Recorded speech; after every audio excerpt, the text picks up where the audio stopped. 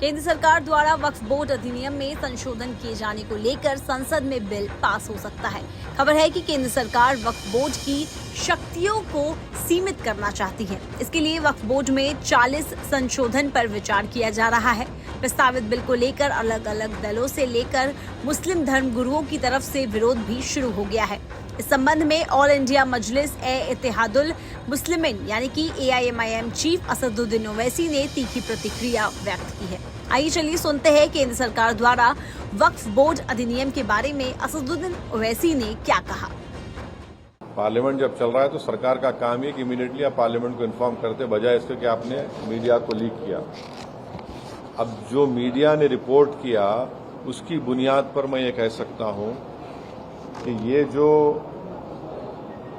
Propose amendment है, जो media में जो लिखा गया है, वो इस बात को बताता है कि मोदी हुकूमत वक्फ बोर्ड की ऑटोनॉमी को छीनना चाहती है और वो इंटरफेयर करना चाहती है वाकिफ के मंशे के खिलाफ कि किस तरह से उस वक्फ की प्रॉपर्टी को चलाया जाए, और ये खुद फ्रीडम ऑफ रिलीजन के खिलाफ है, नंबर 1। दूसरी बात यह है कि बीजेपी शुरू से वक्फ बोर्ड्स और वक्फ की प्रॉपर्टीज के खिलाफ रही है और इनका एक हिंदुत्व का एजेंडा है, RSS का एजेंडा है कि वो शुरू से वक्फ प्रॉपर्टीज को और वक्फ बोर्ड को खत्म करने की कोशिशें करती रही हैं।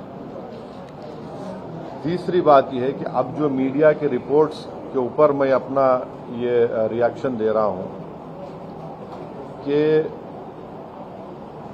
एक बार किसी प्रॉपर्टी को वक्फ डिक्लेयर कर दिया गया तो हमेशा वक्फ रहता है। वही आपको ये भी बता दें कि आखिर वक्फ एक्ट है क्या। वक्फ एक्ट 1995 का सेक्शन 3 आर्टिकल के मुताबिक अगर कोई संपत्ति किसी भी उद्देश्य के लिए मुस्लिम कानून के मुताबिक पाक यानी कि पवित्र, महजबी, धार्मिक या चैरिटेबल परोपकारी मान लिया जाए तो वह वक्फ की संपत्ति हो जाएगी। वक्फ एक्ट 1995 का आर्टिकल 40 कहता है कि ये जमीन किसकी है, ये वक्फ का सर्वेयर और वक्फ बोर्ड तय करेगा। बाद में वर्ष 2013 में संशोधन पेश किए गए जिससे वक्फ को इससे संबंधित मामलों में असीमित और पूर्ण स्वायत्तता प्राप्त हुई।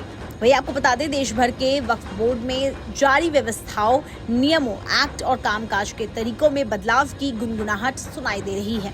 कैबिनेट में लिए गए फैसले के बाद संभवतः सोमवार को इस बदलाव पर अंतिम मुहर लग जाएगी।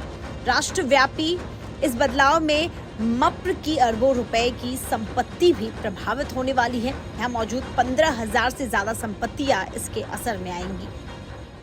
न्यूज नेशन अब व्हाट्सएप पर खबरों के ताजा अपडेट के लिए न्यूज नेशन के इस QR कोड को स्कैन करें।